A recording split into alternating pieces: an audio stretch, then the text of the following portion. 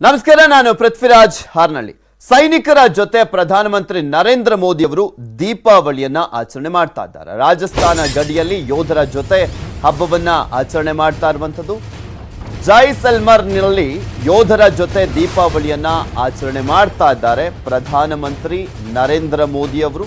ಪ್ರತಿ ಬಾರಿನೂ ಕೂಡ ಒಂದೊಂದು ಕಡೆ ಹೋಗಿ ಸೈನಿಕರ ಜೊತೆ ಅವರು ಪ್ರಧಾನಿ ಆದಾಗಿನಿಂದ ದೀಪಾವಳಿ ಹಬ್ಬವನ್ನ ಆಚರಣೆ ಮಾಡ್ತಾ ಇದ್ದಾರೆ. ಸೈನಿಕರ ಹತ್ಯೆ ಪ್ರಕರಣಕ್ಕೆ ಸಂಬಂಧಪಟ್ಟಂತೆ ಪಾಕಿಸ್ತಾನ ಚೀನಾಕ್ಕೆ ಕಠಿಣ ಸಂದೇಶವನ್ನ ರವಾನೆ ಮಾಡಿದ್ದಾರೆ. ನಾವು ಸದಾ ಯೋಧರ ಬೆನ್ನಿಗೆ ನಿಂತಿದ್ದೇವೆ.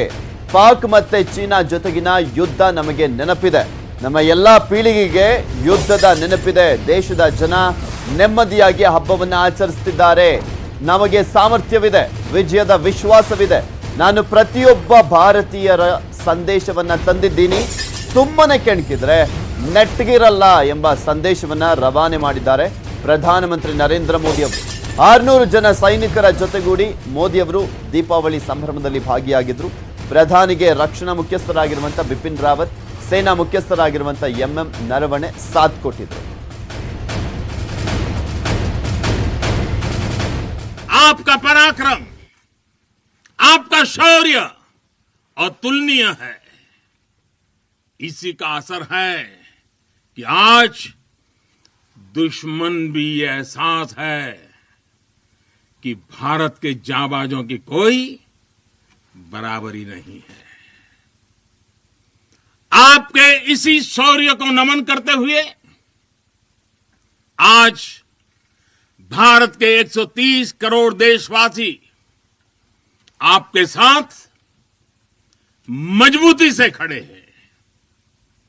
आज हर भारतवासी को अपने सैनिकों की ताकत और शौर्य पर गर्व है.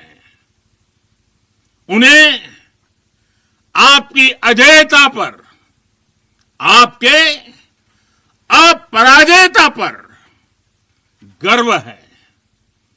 दुनिया की कोई भी ताकत हमारे वीर जवानों को देश की सीमा की सुरक्षा करने से न रोक सकता है, न टोक भी सकता है. साथियों, दुनिया का इतिहास हमें ये बताता है कि केवल वही राष्ट्र सुरक्षित रहे हैं,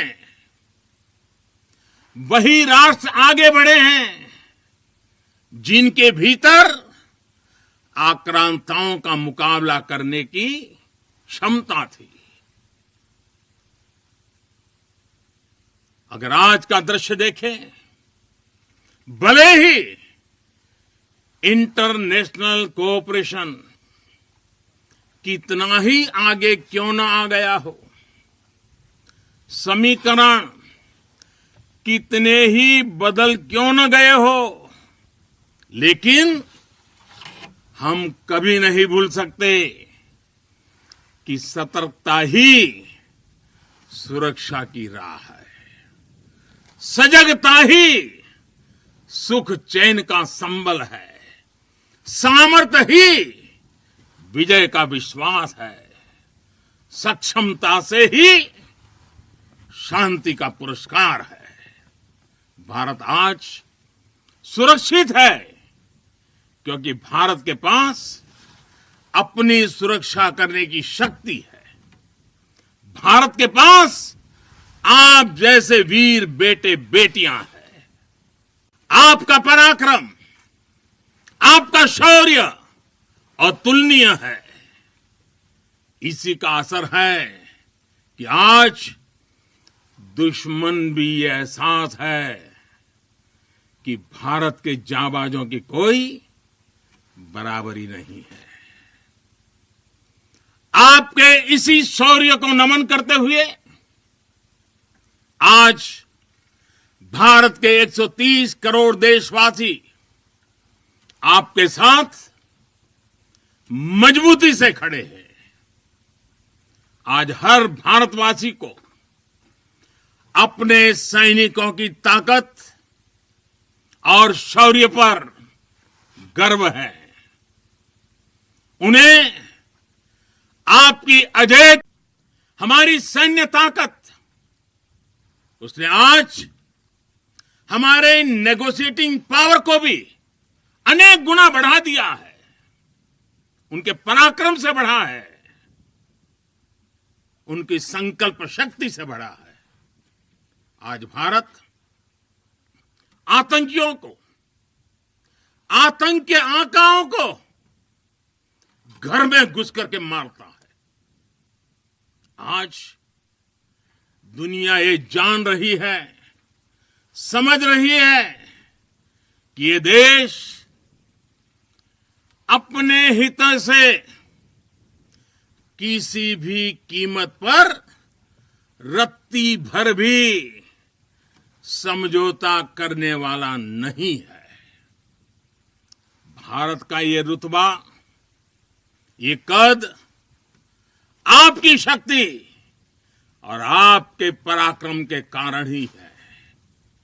आपने देश को सुरक्षित किया हुआ है, इसलिए आज भारत वैश्विक मंचों पर प्रखरता के साथ अपनी बात रखता है।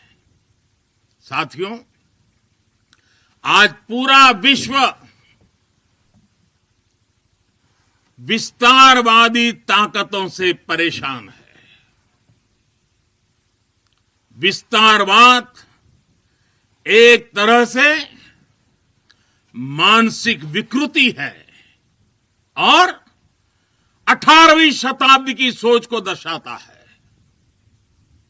इस सोच के खिलाफ भी भारत प्रखर आवाज बढ़ रहा है। फैसला सेना ने लिया, आत्मनिर्भर भारत का एक बहुत बड़ा हौसला बढ़ाने वाला निर्णय लिया, लेकिन सेना के इस फैसले से देशवासियों में भी, 130 करोड़ देशवासियों में ऐसा मैसेज चला गया, सब दूर चला गया। और वो मैसेज क्या गया?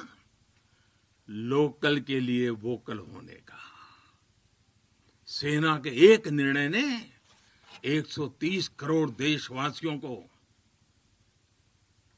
लोकल के लिए वोकल होने की प्रेरणा दी। लोंगेवाला की इस पराक्रमी भूमि से,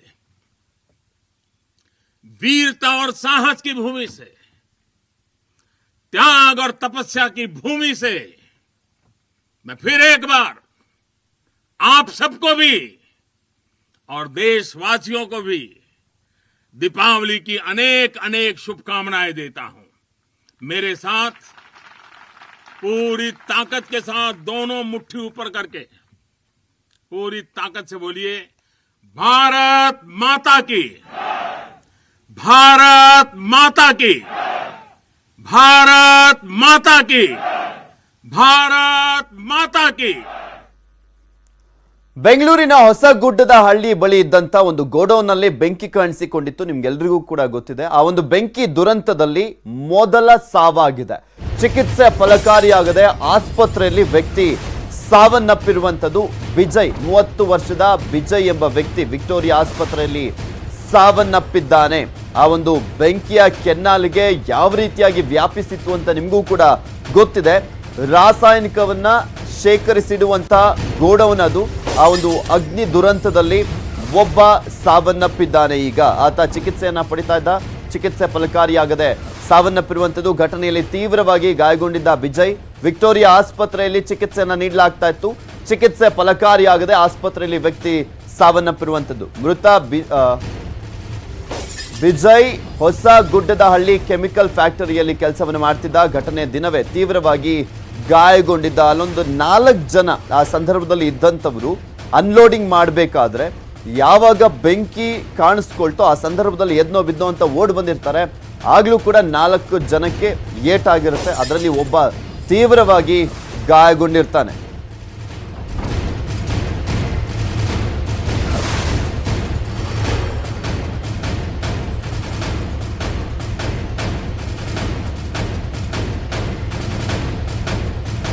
ಈ ಬೆಂಕಿ ಕೆನ್ನಾಲಿಗೆ ಆ ಸುತ್ತಮುತ್ತಲ ಸುಮಾರು 16 ಮನೆಗಳಿಗೂ ಕೂಡ ವ್ಯಾಪಿಸಿ ಅಲ್ಲೂ ಕೂಡ ಒಂದು ಅವಾಂತರವನ್ನ ಕಾರಣ ಆಗಿತ್ತು. ಅಲ್ಲೂ ಕೂಡ ಸಾಕಷ್ಟು ಎಫೆಕ್ಟ್ ಅನ್ನು ಉಂಟು ಮಾಡಿದಂಥದ್ದು. ಇನ್ನು ಈ ಒಂದು ಘಟನೆಯ ಸಂದರ್ಭದಲ್ಲಿ ಆ ಕಾರ್ಖಾನೆಯ ಒಳಗಡೆ ಅಂದರೆ ಆ ಒಂದು ಗೋಡೌನ್ನ ಒಳಗಡೆ 4 ಕಾರ್ಮಿಕರು ವರ್ಕ್ ಮಾಡ್ತಾ ಇರ್ತಾರೆ.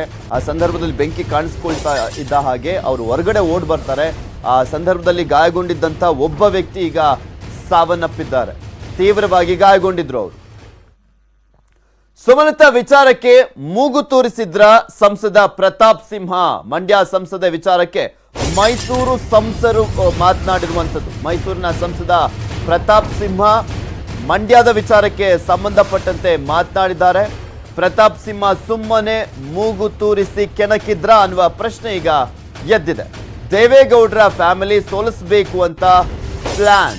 ಸುಮಲತಾರನ್ನ ಸುಮ್ಮನೆ ಗೆಲ್ಸಿದ್ದಾರೆ, ಬಿಟ್ಟು ಬಿಡಿ, ಒಂದ್ ಕೆಲ್ಸಾನು ಕೂಡ ಮಾಡಕ್ ಬಿಡಲ್ಲ, ನಾನ್ ಮಾತಾಡ್ತೀನಿ ಬಿಡಿ ಅಂತ ಪ್ರತಾಪ್ ಸಿಂಹ ಮಾತನಾಡಿದ್ದಾರೆ. ಆ ಎಮ್ಮನ್ನ ನಾನ್ ಟ್ಯಾಕಲ್ ಮಾಡ್ತೀನಿ, ಮಂಡ್ಯದ ಯಾವುದೇ ಕೆಲಸ ಇದ್ರೂ ಕೂಡ ನನಗೆ ಕೊಟ್ಬಿಡಿ. ಫೋನ್ನಲ್ಲಿ ಸಂಸದ ಪ್ರತಾಪ್ ಸಿಂಹ ಈ ರೀತಿಯಾಗಿ ಮಾತನಾಡಿರುವಂಥದ್ದು ದೊಡ್ಡ ಮಟ್ಟದಲ್ಲೇ ವೈರಲ್ ಆಗ್ತಾ ಇದೆ. ಮಂಡ್ಯದಲ್ಲಿ ಆಕ್ರೋಶಕ್ಕೂ ಕೂಡ ಕಾರಣವಾಗಿದೆ. ಪ್ರತಾಪ್ ಸಿಂಹ ವಿರುದ್ಧ ತಿರುಗಿ ಬಿದ್ದಿದ್ದಾರೆ ಅಂಬರೀಷ್ ಅವರ ಅಭಿಮಾನಿಗಳು. ಸುಮಲತಾರ ತಂಟೆಗೆ ಬರದಂತೆ ಎಚ್ಚರಿಕೆಯನ್ನ ಕೊಟ್ಟಿದ್ದಾರೆ. ಫೇಸ್ಬುಕ್ನಲ್ಲಿ ವಾರ್ನ್ ಮಾಡಿದ್ದಾರೆ ಸುಮಲತಾ ಬೆಂಬಲಿಗರು. ಸುಮಲತಾ ಅವರ ತಂಟೆಗೆ ಬಂದ್ರೆ ಸರಿ ಇರೋದಿಲ್ಲ ಅನ್ನುವ ರೀತಿಯಲ್ಲಿ ವಾರ್ನ್ ಅನ್ನು ಮಾಡಿದ್ದಾರೆ. ಒಂದು ಕೆಲಸನೂ ಮಾಡಕ್ಕಿಲ್ಲ. ನಾನು ಮಾತಾಡ್ತೀನಿ ಬಿಡಿ, ಅದನ್ನ ನೀವು ತರ ಕೆಡಿಸ್ಕೊಬೇಡಿ. ಆ ಎಮ್ಮನ್ನ ಆಯ್ತಾ, ಇದೊಂದು ಪ್ರಪೋಸಲ್ ಮಂಡ್ಯದವ್ರು ಯಾವ ಎದುರು ಕೊಟ್ಬಿಡಿ. ಆ ಎಮ್ಮ ಏನು ಕೆಲಸ ಮಾಡೋದು, ನಾನು ಫ್ಯಾಮಿಲಿ ಸೋಲ್ಸ್ಬೇಕು ಅಂತ ಹಾಕಿರೋ ಗೆಲ್ಸಿ ಸುಮ್ಮನೆ ಒಂದು ಕೆಲಸನೂ ಮಾಡಕ್ಕಿಲ್ಲ. ನಾನು ಮಾತಾಡ್ತೀನಿ ಬಿಡಿ, ಅದನ್ನ ನೀವು ತರ ಕೆಡಿಸ್ಕೊಬೇಡಿ. ಆ ಎಮ್ಮನ್ನ ಆಯ್ತಾ, ಇದೊಂದು ಪ್ರಪೋಸಲ್ ಮಂಡ್ಯದವ್ರು ಯಾವ ಎದುರು ಕೊಟ್ಬಿಡಿ. ಆ ಎಮ್ಮ ಏನು ಕೆಲಸ ಮಾಡೋದು, ನಾನು ಫ್ಯಾಮಿಲಿ ಸೋಲ್ಸ್ಬೇಕು ಅಂತ ಹಾಕಿರೋ ಗೆಲ್ಸಿ ಸುಮ್ಮನೆ ಒಂದು ಕೆಲಸನೂ ಮಾಡಕ್ಕಿಲ್ಲ. ನಾನು ಮಾತಾಡ್ತೀನಿ ಬಿಡಿ, ಅದನ್ನ ನೀವು ತರ ಕೆಡಿಸ್ಕೊಬೇಡಿ. ಆ ಎಮ್ಮನ್ನ ಆಯ್ತಾ, ಇದೊಂದು ಪ್ರಪೋಸಲ್ ಮಂಡ್ಯದವ್ರು ಯಾವ ಎದುರು ಕೊಟ್ಬಿಡಿ. ಆ ಎಮ್ಮ ಏನು ಕೆಲಸ ಮಾಡೋದು, ನಾನು ಫ್ಯಾಮಿಲಿ ಸೋಲ್ಸ್ಬೇಕು ಅಂತ ಹಾಕಿರೋ ಗೆಲ್ಸಿ ಸುಮ್ಮನೆ ಒಂದು ಕೆಲಸನೂ ಮಾಡಕ್ಕಿಲ್ಲ.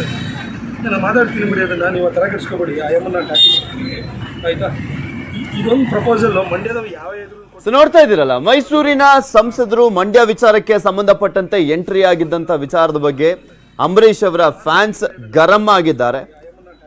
ಇಲ್ಲಿ ಪ್ರಮುಖವಾಗಿ ಸುಮಲತಾ ಅವರ ವಿಚಾರಕ್ಕೆ ಸಂಬಂಧಪಟ್ಟಂತೆ ಪ್ರತಾಪ್ ಸಿಂಹ ಅವರು ಮಾತನಾಡಿದಂಥದ್ದನ್ನ ನಿಮಗೆ ತೋರಿಸ್ತಾ ಇದ್ವಿ. ಆ ಫೋನ್ನಲ್ಲಿ ಯಾರ ಜೊತೆ ಮಾತನಾಡ್ತಿದ್ರೋ ಏನೋ ಗೊತ್ತಿಲ್ಲ. ಬಟ್ ಈ ಟೈಮಲ್ಲಿ ಅವ್ರು ಹೇಳಿದ್ದು ದೇವೇಗೌಡರನ್ನ ಸೋಲ್ಸ್ಲಿಕ್ಕೋಸ್ಕರ, ಅವರ ಫ್ಯಾಮಿಲಿ ಅವ್ರನ್ನ ಸೋಲ್ಸಲಿಕ್ಕೋಸ್ಕರ ಅವ್ರನ್ನ ಗೆಲ್ಸಿರೋದು ಅಷ್ಟೇ, ಬಿಟ್ಬಿಡಿ, ಅವ್ರನ್ನ ಕೆಲಸ ಮಾಡ್ಲಿಕ್ಕೆ ನಾವು ಬಿಡೋದಿಲ್ಲ, ನಾನು ಮಾತನಾಡ್ತೀನಿ ಬಿಡಿ, ನಾನು ಅವ್ರನ್ನ ಟ್ಯಾಕಲ್ ಮಾಡ್ಕೊಳ್ತೀನಿ ಬಿಡಿ ಅಂತ ಆ ಎಮ್ಮನನ್ನ ನಾನು ಟ್ಯಾಕಲ್ ಮಾಡ್ತೀನಿ ಅಂತಲೂ ಕೂಡ ಮಾತನಾಡಿದ್ದಾರೆ. ಮಂಡ್ಯದ ಯಾವುದೇ ಕೆಲಸ ಇದ್ರೂ ನನಗೆ ಕೊಟ್ಬಿಡಿ, ನಾನು ನೋಡ್ಕೊಳ್ತೀನಿ ಅಂತ ಸಂಸದ ಪ್ರತಾಪ್ ಸಿಂಹ ಮಾತನಾಡಿರುವಂತ ಮಾತು ಮಂಡ್ಯದಲ್ಲಿ ಆಕ್ರೋಶಕ್ಕೆ ಕಾರಣವಾಗಿರುವಂಥದ್ದು. ಅಂಬರೀಷ್ ಅವರ ಅಭಿಮಾನಿಗಳ ಕೆಂಗಣ್ಣಿಗೆ ಗುರಿಯಾಗಿದೆ ಪ್ರತಾಪ್ ಸಿಂಹ ಅವರ ಈ ಒಂದು ಮಾತು. ಸೊ ಈಗ ಆಲ್ರೆಡಿ ಅವರು ಎಚ್ಚರಿಕೆಯನ್ನ ಕೊಟ್ಟಿದ್ದಾರೆ. ಸುಮಲತಾ ಅಂಬರೀಷ್ ಅವರ ತಂಟೆಗೆ ಬಂದ್ರೆ ಸರಿ ಇರೋದಿಲ್ಲ ಅನ್ನುವ ರೀತಿಯಲ್ಲಿ ಎಚ್ಚರಿಕೆಯನ್ನ ನೀಡಿರುವಂಥದ್ದು. ಅಂಬರೀಷ್ ಅವರ ಫ್ಯಾನ್ಸ್ ಗರಂ ಆಗಿ ಸಾಮಾಜಿಕ ಜಾಲತಾಣದಲ್ಲೇ ಎಚ್ಚರಿಕೆಯನ್ನ ನೀಡಿದ್ದಾರೆ ಮೈಸೂರಿನ ಸಂಸದರಿಗೆ.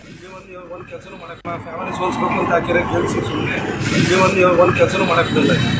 ನಾನು ಮಾತಾಡ್ತೀನಿ ಬಿಡಿ, ಅದನ್ನ ನೀವು ತರ ಕೆಡಿಸ್ಕೊಬೇಡಿ. ಆ ಎಮ್ಮನ್ನ ಆಯ್ತಾ, ಇದೊಂದು ಪ್ರಪೋಸಲ್ ಮಂಡ್ಯದವ್ರು ಯಾವ ಎದುರು ಕೊಟ್ಬಿಡಿ. ಆ ಎಮ್ಮ ಏನು ಕೆಲಸ ಮಾಡೋದು, ನಾನು ಫ್ಯಾಮಿಲಿ ಸೋಲ್ಸ್ಬೇಕು ಅಂತ ಹಾಕಿರೋ ಗೆಲ್ಸಿ ಸುಮ್ಮನೆ ಒಂದು ಕೆಲಸನೂ ಮಾಡಕ್ಕಿಲ್ಲ. ನಾನು ಮಾತಾಡ್ತೀನಿ ಬಿಡಿ, ಅದನ್ನ ನೀವು ತರ ಕೆಡಿಸ್ಕೊಬೇಡಿ. ಆ ಎಮ್ಮನ್ನ ಆಯ್ತಾ. ಈ ಕುರಿತಂತೆ ಹೆಚ್ಚಿನ ಡೀಟೇಲ್ಸ್ ಅನ್ನ ನೀಡ್ತಾರೆ ನಮ್ಮ ಪ್ರತಿನಿಧಿ ರಾಘವೇಂದ್ರ. ದೂರವಾಣಿ ಸಂಪರ್ಕದಲ್ಲಿದ್ದಾರೆ. ರಾಘವೇಂದ್ರ, ಯಾರ ಜೊತೆ ಮಾತನಾಡಬೇಕಾದ್ರೆ ಈ ರೀತಿಯಾಗಿ ಪ್ರತಾಪ್ ಸಿಂಹ ಮಾತನಾಡಿದ್ದು, ಎಲ್ಲಿ ಮಾತನಾಡಿರೋದು, ಇದು ಯಾವ ರೀತಿಯಾಗಿ ಆಕ್ರೋಶಕ್ಕೆ ಗುರಿಯಾಗಿದೆ ಇವರ ಮಾತುಗಳು? ಈಗ ಖಂಡಿತವಾಗಿ ಪೃಥ್ವಿರಾಜ್, ಏನು ಘಟನೆ ನಡೆದಿರುವಂತದ್ದು ಮಂಡ್ಯದ ಯಲಿಯೂರು ಬಳಿಯ ಮೈಸೂರು ಬೆಂಗಳೂರು ಹೆದ್ದಾರಿಯಲ್ಲಿ. ಇದು ಕಳೆದ 2 ದಿನಗಳ ಹಿಂದೆ ಸಂಸದರಾಗಿರುವಂತಹ ಪ್ರತಾಪ್ ಸಿಂಹ ಅವರು ರಸ್ತೆ ಪರಿವೀಕ್ಷಣೆಗಾಗಿ ಬಂದಿದ್ರು. ಈ ಒಂದು ಸಂದರ್ಭದಲ್ಲಿ ಏನು ಯಲಿಯೂರು ಗ್ರಾಮಸ್ಥರು ತಮ್ಮ ಊರಿಗೆ ಒಂದು ಫ್ಲೈಓವರ್ ನಿರ್ಮಿಸಿ ಮಾಡ್ಕೊಡ್ಬೇಕು, ಅಲ್ಲಿ ಹೋಗ್ಲಿಕ್ಕೆ ಒಂದು ದಾರಿಯನ್ನು ಅನುವು ಮಾಡ್ಕೊಡ್ಬೇಕು ಅನ್ನೋ ಸಂದರ್ಭದಲ್ಲಿ ಏನು ಮುಖ್ಯ ಇಂಜಿನಿಯರ್ಗೆ ತರಾಟೆಗೆ ತಗೋತಾರೆ. ಮುಖ್ಯ ಇಂಜಿನಿಯರ್ ಅವರು ಸುಮಲತಾ ಅವರು ಈ ಒಂದು ಕಾರ್ಯಕ್ಕೆ ಅಡ್ಡಿಪಡಿಸ್ತಾ ಇದ್ದಾರೆ. ಹಾಗಾಗಿ ಇದಕ್ಕೆ ಸಾಧ್ಯ ಇಲ್ಲ ಅಂತ ಹೇಳಿದ ಸಂದರ್ಭದಲ್ಲಿ ಪ್ರತಾಪ್ ಸಿಂಹ ಅವರು ಆ ಇಂಜಿನಿಯರಿಗೆ ಈ ರೀತಿ ಹೇಳ್ತಾರೆ, ಆ ಯಮ್ಮಂಗ್ ಏನು ಹೇಳಕ್ ಹೋಗ್ಬೇಡಿ, ನಾನೇ ಎಲ್ಲ ಕೆಲಸನ ಮಾಡ್ತೀನಿ, ಆ ಯಮ್ಮಂಗ್ ಏನು ಬರೋದಿಲ್ಲ ಅನ್ನೋ ಮಾತುಗಳು ಕೂಡ ಈಗ ಅವರು ಹೇಳಿರುವಂತದ್ದು. ಆ ಒಂದು ಮಾತುಗಳು ಈಗ ಸಾಮಾಜಿಕ ಜಾಲತಾಣದಲ್ಲಿ ವೈರಲ್ ಆಗುವ ಮೂಲಕ ಏನು ಮಂಡ್ಯದಲ್ಲಿ ಅಂಬರೀಶ್ ಮತ್ತು ಸುಮಲತಾ ಅಭಿಮಾನಿಗಳ ಆಕ್ರೋಶಕ್ಕೆ ಕಾರಣವಾಗಿರುವಂತದ್ದು. ಹೀಗಾಗಿನೇ ಕೂಡ ಮಂಡ್ಯದಲ್ಲಿ ಏನು ಅಂಬರೀಶ್ ಅಭಿಮಾನಿಗಳು ಮತ್ತೆ ಏನು ಸುಮಲತಾ ಬೆಂಬಲಿಗರಿದ್ದಾರೆ ಇವರೆಲ್ಲರೂ ಕೂಡ ಈಗ ಸಂಸದರಾಗಿರುವಂತಹ ಪ್ರತಾಪ್ ಸಿಂಹ ನಡೆಯ ಅವತ್ತಿನ ಒಂದು ಆ ಹೇಳಿಕೆಯ ಬಗ್ಗೆ ಆಕ್ರೋಶ ವ್ಯಕ್ತಪಡಿಸ್ತಾ ಅವರು ಮೈಸೂರಿನ ಸಂಸದರಾಗಿದ್ದಾರೆ, ಅವರ ಒಂದು ಸಂಸದ ಮೈಸೂರಿನ ಸ್ಥಾನಕ್ಕಿರುವಂತದ್ದು, ಅವರು ಅಲ್ಲೇ ಅದನ್ನ ನೋಡ್ಕೊಂಡ್ರೆ ಸಾಕು, ಮಂಡ್ಯದ ಬಗ್ಗೆ ಯಾಕೆ ಬರ್ತಾರೆ, ಮಂಡ್ಯದ ಜನಗಳು ಏನು ಮತ್ತೆ ಮಂಡ್ಯದ ಸುಮಲತಾ ಬೆಂಬಲಿಗರು ಈ ಮಂಡ್ಯದಲ್ಲಿ ಸ್ವಾಭಿಮಾನಿಯಾಗಿ ಗೆಲ್ಸ್ಕೊಂಡಿದ್ದಾರೆ, ಹಾಗಾಗಿ ಮಂಡ್ಯದ ವಿಷಯಕ್ಕೆ ಬರಬಾರ್ದು, ಮತ್ತೆ ಸುಮಲತಾ ವಿಚಾರದಲ್ಲಿ ಯಾವುದೇ ರೀತಿಯಾದ ಹೇಳಿಕೆಯನ್ನು ಕೊಟ್ಟಿರುವಂತದ್ದು ನಿಜಕ್ಕೂ ಕೂಡ ಕ್ಷಮೆ ಅಪರಾಧ, ಹೀಗಾಗಿ ಅವರು ಕೂಡಲೇ ಕ್ಷಮೆ ಯಾಚಿಸಬೇಕು ಅನ್ನೋ ಮಾತುಗಳನ್ನು ಕೂಡ ಹೇಳ್ತಿರುವಂತದ್ದು. ಪೃಥ್ವಿ, ಓಕೆ, ಥ್ಯಾಂಕ್ ಯು ರಾಘವೇಂದ್ರ ನಿಮ್ಮೆಲ್ಲ ಡೀಟೇಲ್ಸ್ಗಾಗಿ. ಸಾಂಪ್ರದಾಯಿಕ ಪಟಾಕಿಯನ್ನ ನಿಷೇಧ ಮಾಡಲಾಗಿದ್ದು ಹಸಿರು ಪಟಾಕಿ ಮಾರಾಟಕ್ಕೆ ಅವಕಾಶವನ್ನು ನೀಡಲಾಗಿದೆ. ಹೊಂಬೇಗೌಡ ನಗರದ ಮೈದಾನದಲ್ಲಿ ಹಸಿರು ಪಟಾಕಿ ಮಾತ್ರ ಮಾರಾಟ ಮಾಡಲಾಗ್ತಾ ಇದೆ. ಆದರೆ ಹಬ್ಬದ ದಿನನೇ ಪಟಾಕಿ ವ್ಯಾಪಾರ ಫುಲ್ ಡಲ್ ಆಗಿದ್ದು ಮಾರಾಟಗಾರರು ಕಣ್ಣೀರನ್ನ ಇಡುವಂತಾಗಿದೆ. ಈ ಬಗ್ಗೆ ನಮ್ಮ ಪ್ರತಿನಿಧಿ ಶರಣು ಹಂಪಿ ನಡೆಸಿರುವಂತ ಪ್ರತ್ಯಕ್ಷ ವರದಿ ಇದೆ, ನಿಮಗೆ ತೋರಿಸ್ತಾ ಇದ್ವಿ. ಹಸಿರು ಪಟಾಕಿಯನ್ನ ಮಾತ್ರ ಹಚ್ಚಬೇಕು ಅನ್ನುವಂಥ ನಿಟ್ಟಿನಲ್ಲಿ ರಾಜ್ಯ ಸರ್ಕಾರ ಆದೇಶವನ್ನು ಮಾಡಿತ್ತು. ಅದಾದ್ಮೇಲೆ ಯಾವ್ದ್ಯಾವುದು ಹಸಿರು ಪಟಾಕಿ ಏನು ಎತ್ತ ಅನ್ನೋದ್ರ ಬಗ್ಗೆ ಈಗ ಆಲ್ರೆಡಿ ಒಂದು ಮಾರ್ಗಸೂಚಿಯನ್ನು ಕೂಡ ರಿಲೀಸ್ ಮಾಡಿರುವಂಥದ್ದು. ಇದೇ ಒಂದು ವಿಚಾರಕ್ಕೆ ಸಂಬಂಧಪಟ್ಟಂತೆ PAL ಕೂಡ ಹೋಗಲಾಗಿತ್ತು. ಅದಾದಮೇಲೆ ಹೈಕೋರ್ಟ್ ಕೂಡ ನಿರ್ದೇಶನವನ್ನು ನೀಡಿದೆ. ಆ ಪಟಾಕಿ ಅಂಗಡಿಗಳಲ್ಲಿ ಹಸಿರು ಪಟಾಕಿಯನ್ನು ಮಾತ್ರ ಮಾರಾಟ ಮಾಡಲಾಗ್ತಾ ಇದೆಯಾ ಏನು ಎತ್ತ ಅನ್ನೋದ್ರ ಬಗ್ಗೆ ಮೊದಲು ಖಾತ್ರಿಪಡಿಸಿಕೊಳ್ಳಿ, ಅಧಿಕಾರಿಗಳು ಹೋಗಬೇಕು, ಮೊದಲು ಖಾತ್ರಿಪಡಿಸಿಕೊಳ್ಬೇಕು, ನಂತರ ಅನುಮತಿಯನ್ನು ನೀಡಬೇಕು ಅಂತ ಕೂಡ ಸೂಚನೆಯನ್ನು ನೀಡಿದೆ. ನಮ್ಮ ಮೈಸೂರಿನ JK ಮೈದಾನದಲ್ಲಿ ಹೊಸ ನಿಯಮದಂತೆ ಕೇವಲ ಹಸಿರು ಪಟಾಕಿ ಮಾರಾಟಕ್ಕೆ ಅವಕಾಶವನ್ನು ನೀಡಲಾಗಿದೆ. ಆದರೆ ಬಹುತೇಕ ವ್ಯಾಪಾರಸ್ಥರು ಹಸಿರು ಪಟಾಕಿ ಮಾರಾಟ ಮಾಡಲಿಕ್ಕೆ ಒಪ್ಪಿಲ್ಲ. ಹೀಗಾಗಿ ಪಟಾಕಿ ಮಾರಾಟದ ಅವಕಾಶವನ್ನೇ ರದ್ದು ಮಾಡಲಾಗಿದೆ. ಹೀಗಾಗಿ ಸ್ಥಳದಲ್ಲಿ ಪೊಲೀಸರನ್ನ ನಿಯೋಜನೆ ಮಾಡಿರುವುದರಿಂದ ಸ್ಥಳದಲ್ಲಿ ಗೊಂದಲದ ವಾತಾವರಣ ನಿರ್ಮಾಣವಾಗಿದೆ. ಪಟಾಕಿ ಕೊಳ್ಳಲಿಕ್ಕೆ ಬಂದಂತ ಗ್ರಾಹಕರಿಗೆ ನಿರಾಸೆಯಾಗಿದೆ. ಈ ಒಂದು ವಿಚಾರಕ್ಕೆ ಸಂಬಂಧಪಟ್ಟಂತೆ ನಮ್ಮ ಮೈಸೂರಿನ ಪ್ರತಿನಿಧಿ ಪುಟ್ಟಪ್ಪ ಅವರನ್ನ ಮಾತನಾಡಿಸಿದ್ದಾರೆ. ಅಲ್ಲಿದ್ದಂಥವ್ರನ್ನ ಏನು ಹೇಳಿದ್ದಾರೆ ನೋಡೋಣ. ಮೈಸೂರಿನ JK ಮೈದಾನಕ್ಕೆ ಈಗಾಗಲೇ ಸ್ಥಳಕ್ಕೆ ಪೊಲೀಸರು ಹಾಗೂ ಮಾಲಿನ್ಯ ನಿಯಂತ್ರಣ ಮಂಡಳಿಯವರು ಸಹ ಭೇಟಿ ನೀಡಿದ್ದಾರೆ.